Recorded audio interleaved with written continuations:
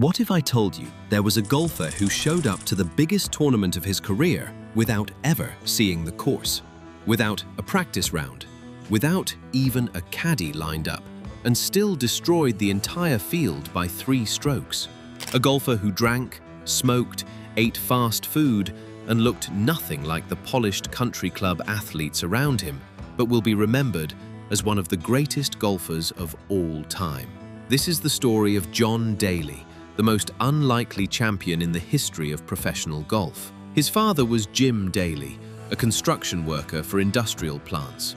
The working-class family moved frequently during Daly's formative years, And John Daly out of the bunker. living in small towns across the southern states. There were no country club memberships, no private lessons, no trust fund. 5 years old, swinging clubs at a tiny course in rural Arkansas. This was not exactly a breeding ground for greatness, but you see, there was something different about this kid. Daly had a flowing, self-taught golf swing built for raw power and distance. He took his club back much farther past parallel on his backswing, creating exceptional club head speed on his downswing. While other kids were learning textbook technique, Daly was inventing his own physics. Nobody taught him that. Nobody coached it into existence. He just swung as hard as he possibly could, every single time. He struggled with alcoholism throughout his life and golf career, claiming he was around 8 to 10 years old when he started drinking. Before most kids even knew what alcohol was, Daly was already fighting a battle that would define his life. Daly attended the University of Arkansas, where he was an All-American in golf before turning pro in 1987.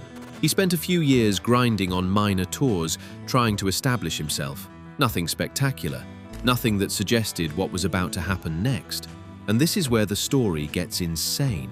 Daly, age 25, was the 9th alternate and only got into the field of the 1991 PGA Championship after several others pulled out of the tournament. Think about that. He wasn't even supposed to be there. He was the very last name on the backup list. In any normal week, he would have been sitting at home watching on television like the rest of us. Due to a crazy amount of withdrawals and certainly some luck, Daly received a call late Tuesday night that he had jumped up to first alternate. He didn't hesitate. He threw his clubs in the car and drove through the night. When Nick Price withdrew to be with his wife Sue for the birth of their first child, Daly took on Price's customary caddy, Jeff "Squeaky" Medlin. So picture this.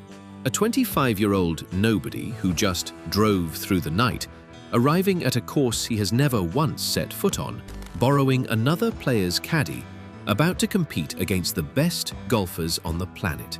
Every logical prediction says he misses the cut and goes home. However, that's not what happened. Not even close.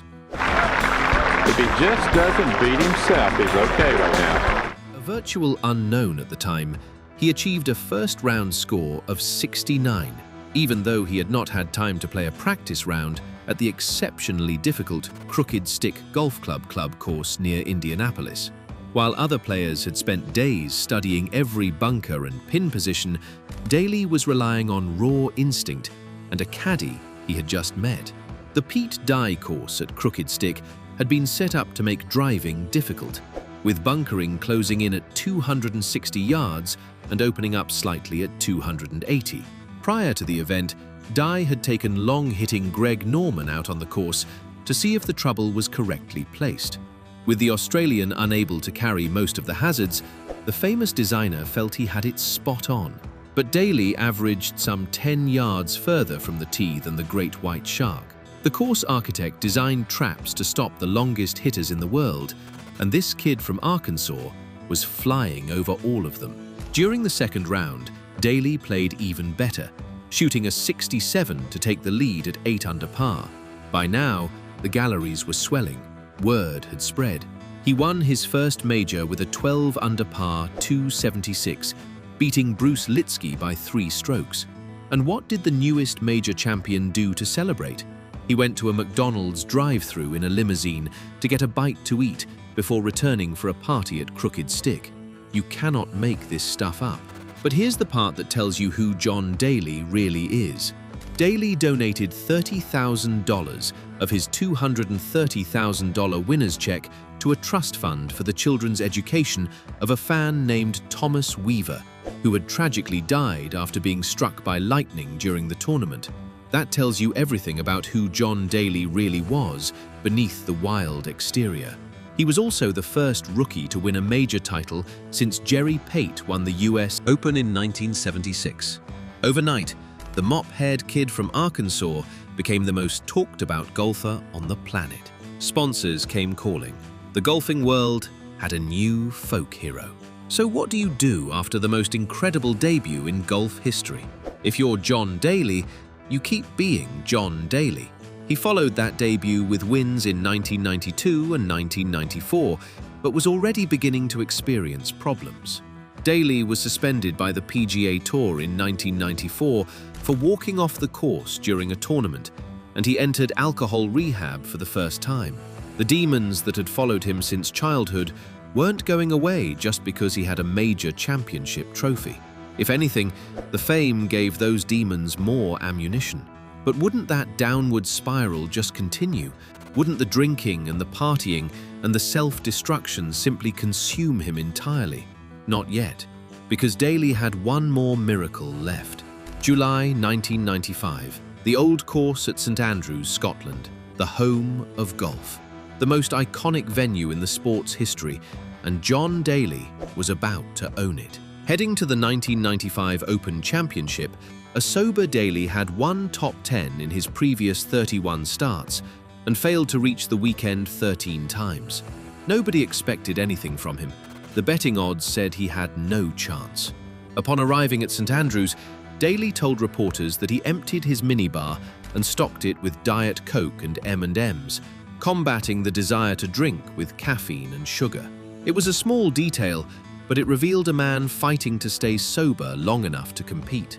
With his power and a delicate touch while lag putting on the huge greens, his game was suited to the old course. The wide fairways rewarded his power, and the massive double greens demanded exactly the kind of soft touch he possessed. He's to the hole. It's right on the edge of the green. Daly, trailing by 3 at the start of the final round, delivered a steady 71 to reach 6 under par and take command of the leaderboard. But the drama was far from over. Costantino Rocca misplayed a chip shot and only hit the ball a few yards, leaving him with an extremely long putt from the Valley of Sin. The tournament appeared sealed for Daly, but then the unthinkable happened. Needing to make a 65-foot uphill putt with a sharp break to stay alive, Rocca managed to redeem himself as the putt rolled in to tie Daly at 6 under. Rocca collapsed to his knees, pounding the turf in disbelief. A 4-hole playoff would decide the claret jug. And this is where Daly reminded everyone what he was made of. On the road hole, Rocca hit his ball into the road bunker, one of the deepest hazards on the course, and it took him 3 tries to finally get out. Daly stayed composed and let the course do the rest. John Daly, the cigarette-smoking, beer-drinking wild man from Arkansas, was now a 2-time major champion. He became only the 4th American since World War II to win 2 major competitions before his 30th birthday, joining an elite group of Jack Nicklaus, Tom Watson, and Johnny Miller.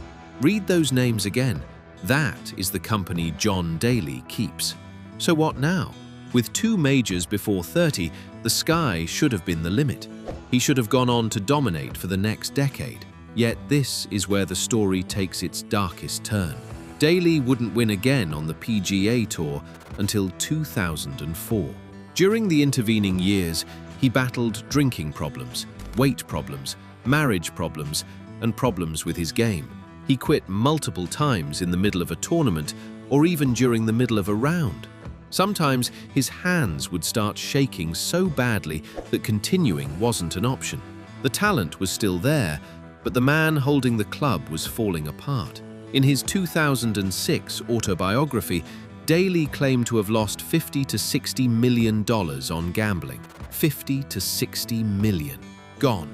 Swallowed by slot machines and the same reckless impulse that once made him great.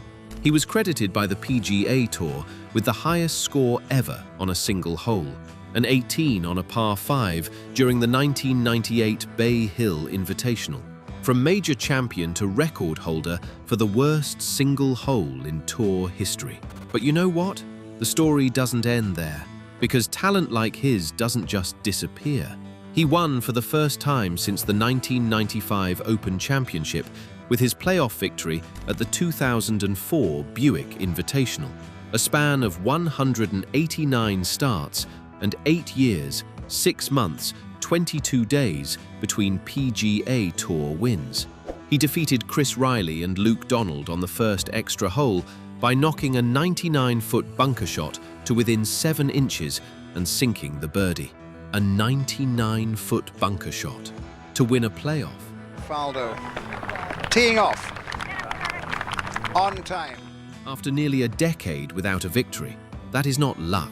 That is pure, undeniable talent refusing to die. He had 4 top 10 finishes that year and placed 61st on the money list, his highest since 1995. He began the season ranked 507th in the official World Golf Ranking and reached the top 50 by the end of the season. From 507th to the top 50. That is a comeback story unlike anything golf has ever witnessed. But the cycle continued. It always continued with Daly. Daly's game went south in 2006, and by 2008, he had lost his PGA Tour card. He was suspended again at the start of 2009. Most people assumed that was it, that the story of John Daly, the competitor, was finally over. They were wrong. He won the 2021 PNC Father and Son Championship alongside John Daly II, beating Tiger and Charlie Woods by 2 shots. Beating Tiger Woods with his son at 55 years old. If you wrote that in a movie script, they'd send it back for being too unbelievable. You see, that's what makes John Daly's story unlike any other in professional golf. He is the most human champion the sport has ever produced. One ESPN commentator put it simply, saying that Daly possibly had the most natural talent of any player in the history of the sport. In a sport that has seen Nicklaus, Palmer, Hogan, and Woods, someone looked at Daly and said he might be the most gifted of them all. He is regarded by many as one of the most talented to have ever played, and despite making numerous comebacks, he could never reach the heights his potential promised. He remains the only man from either Europe or the United States to win 2 major golf championships but not be selected for the Ryder Cup. That statistic alone tells the entire story. Good enough to be a legend, too unpredictable to be trusted. The talent was undeniable, the demons were relentless, and somehow, impossibly, the man who partied harder than anyone in golf history still managed to carve his name into 2 of the sport's most sacred trophies. His surprise victory and powerful swing provided the impetus for a cult-like fan base composed of many people who had not been previously attracted to golf. They didn't come for the pressed khakis and polite applause. They came because Daly looked like one of them and played golf like nobody they had ever seen. He didn't just win tournaments, he made millions of everyday people fall in love with a sport they never cared about before. John Daly never became what he could have been, but what he was, what he gave golf, was something the sport desperately needed. He was proof that you don't have to be perfect to be unforgettable.